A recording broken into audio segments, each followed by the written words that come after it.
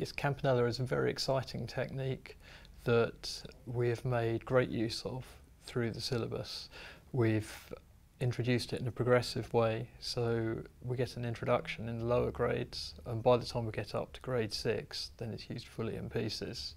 Now, Campanella means, the translation from Italian, it means little bells, and that describes the sound because the notes in Campanella are allowed to ring over each other, so they create their own harmony. As you're playing a melody, the notes will harmonise themselves.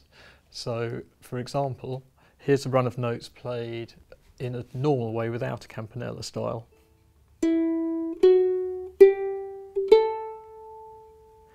And now if I play those notes across different strings, you'll hear how I can get each note to carry on ringing as the next note is played,